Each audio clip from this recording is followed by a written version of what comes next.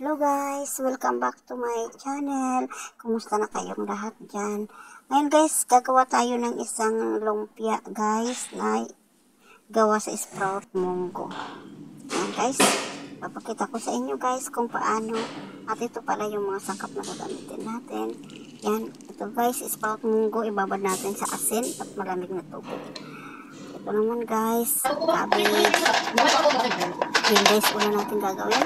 I-slice tayo ng half moon. Ito na natin sibuyas, cabbage, bell pepper guys, mga pahaba. Tapos, nasa sa inyo na lang kung lalagay kayo ng hot chili. Ako guys, naglagay ako ng 2 piraso. At nag-grind din ako ng carrots. 3 pirasong carrots guys.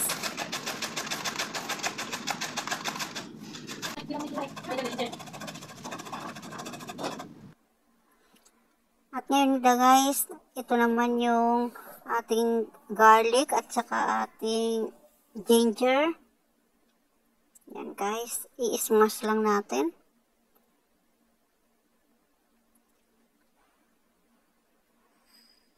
At pag na-ready na natin to guys, lahat-lahat, isasala natin yung ating sprout munggo. At ngayon, magpapainit tayo ng mantika. Ang gagamitan natin ay sesame oil. Wala na may tubig ko.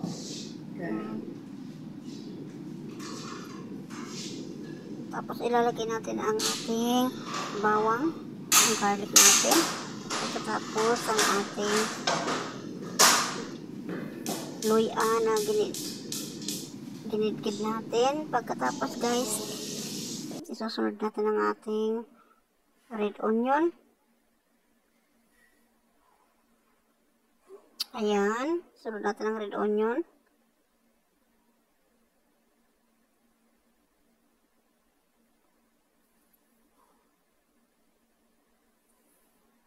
Ayan guys. At pagkatapos ng red onion guys, isusunod natin ang ating bell pepper.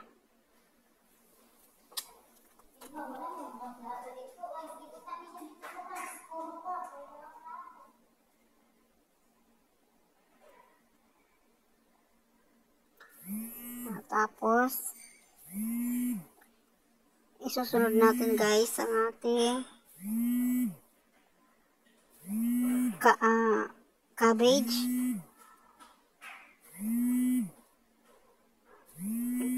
carrots. Halo-haluin natin to siya guys, at hindi natin to siya masyadong papakalutuin. I-half cook lang natin to siya. Ayan, kung makikita nyo. Ayan, igigisa lang natin.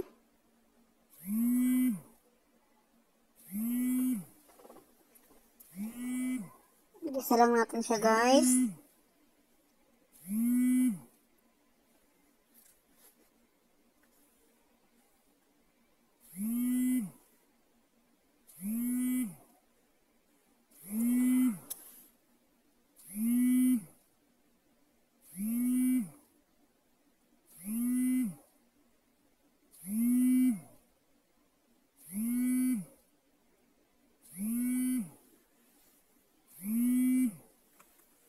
At pagkatapos guys, ilalagay natin ang ating sprout munggo. Ayan. Tapos timplahan natin siya ng soy sauce, salt, black pepper,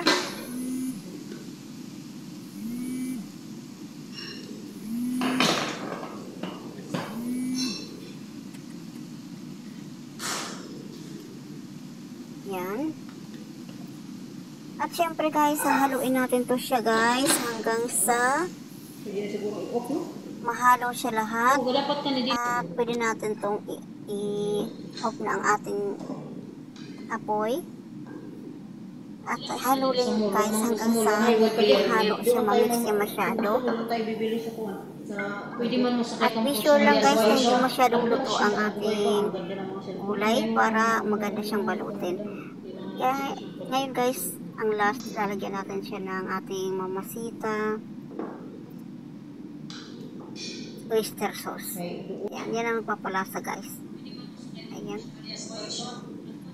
At tapos na guys. I-off na natin siya, palamigin, at pagkatapos ayan, ibabalot na natin siya ng ating lumpia wrapper. Ayan.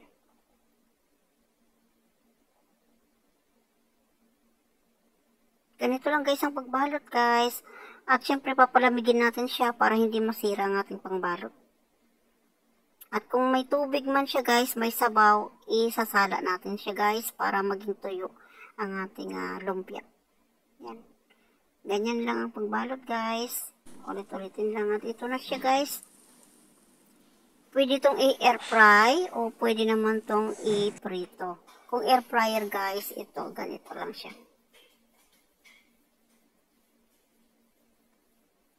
Ayan. At kung prituhin naman natin guys, syempre hindi naman natin masyadong lagyan ng masyadong mantika. Ayan. Ayan.